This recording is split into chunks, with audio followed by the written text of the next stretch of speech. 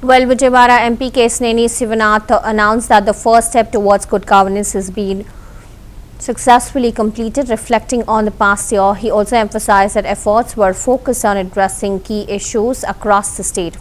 He also revealed that tenders worth 1,500 crore have been invited for upgrading crucial railway lines in Vijayawada. Additionally, a master plan for the Kanakadurga temple has been prepared, aiming to develop the temple infrastructure to meet the needs of the next 40 years. The MP also mentioned preparations underway for the upcoming Krishna Pushkaralu and promised solutions to water issues in hilly areas. తొలి అడుగు సుపరిపాలనలో తొలి అడుగు నేను కూడా ప్రప్రథమంగా parliament సభ్యుడిగా నా తొలి అడుగు ఈ సంవత్సర కాల ప్రయాణం ఈ ప్రయాణంలో ఎన్నో అనుభూతులు ఎన్నెన్నో కార్యక్రమాలు చేయాలన్న తపన ఇటువంటి వాటితో నా రాజకీయ జీవితం ఈ సంవత్సర కాలంలో నా ప్రయాణం గురించి నేను చేసుకున్న కార్యక్రమాల గురించి వివరించాలని అనుకున్నాను. ముందుగా నా రాజకీయ జీవితంలో నన్ను పార్లమెంటు సభ్యునిగా కూర్చోబెట్టిన గౌరవ ముఖ్యమంత్రి నారా చంద్రబాబు నాయుడు గారికి,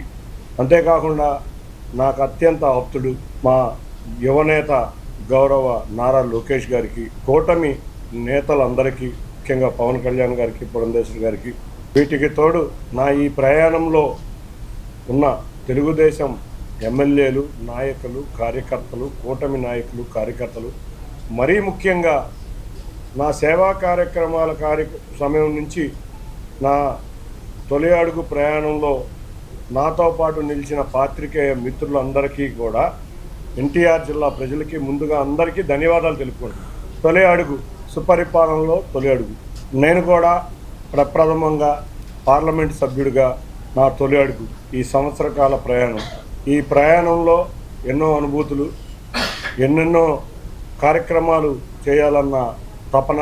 ఇటువంటి వాటితో నా రాజకీయ జీవితం ఈ సంవత్సర కాలంలో నా ప్రయాణం గురించి నేను చేసుకున్న కార్యక్రమాల గురించి వివరించాలని అనుకున్నాను. ముందుగా నా రాజకీయ జీవితంలో నన్ను పార్లమెంటు సభ్యునిగా కూర్చోబెట్టిన